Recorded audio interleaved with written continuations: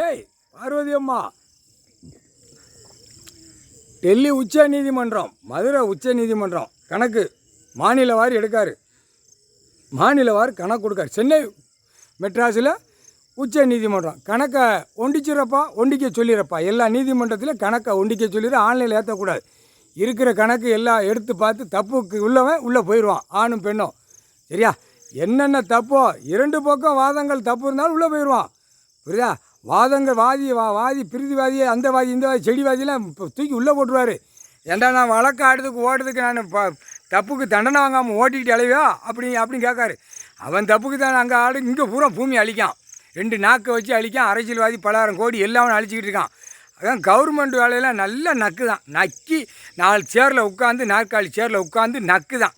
நக்குன்னு அங்கே மாதம் முடிஞ்சதும் சம்பளம், இங்கிட்டு கையெழுத்து போடுறதுக்கு சம்பளம், இங்கிட்டு கையெழுத்து வாங்குறதுக்கு ரூபா பணம் பேப்பர். இல்லே கவர்மெண்ட் வேலைக்குறோன்னு ஒட்டு மொத்தமாக அப்படியே 2 நிமிஷம் போட்டு அப்படியே அக்கிங்க சூடு வச்சு இழுத்து போடுவார்.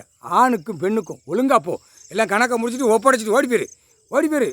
எல்லாம் கணக்கு ஒப்படைக்கணும். உன் சொத்து மதிப்பெல்லாம் கணக்கு கொடுக்கல, தூக்கி போட்டு மீசி போடுவார். அது மாதிரி அரசியல்வாதி கொடுக்க மாட்டான். அரசியல்வாதி எப்படி கொண்டு போகணுமோ அது நான் பார்த்துக்கிட்டேன் அப்படின்ட்டார். கவர்மெண்ட் வேலைக்கிறேன், 10,000 கோடி லட்ச கோடியை வாங்கி இடம் வாங்கி உன் பொண்டாட்டி பிள்ளைய விரிச்சு விளக்கி நக்கி போகிறான், பாசம் பண்ணி நாசம் பண்ணி வச்சுக்கிட்டு இருக்க. கணக்கை ஒப்படைச்சிரு போட்டார், கணக்கு போட்டார். நீதிமான் நீதி அரசர் தண்டனைக்குள்ளே தூக்கி செயலரில் ஏற்றி போடுவார். சூடு வச்சு தான் ஏற்றுவார் நீதி அரசர். முக்கால் சேர்த்தியம் பிடிச்சிக்கோங்க.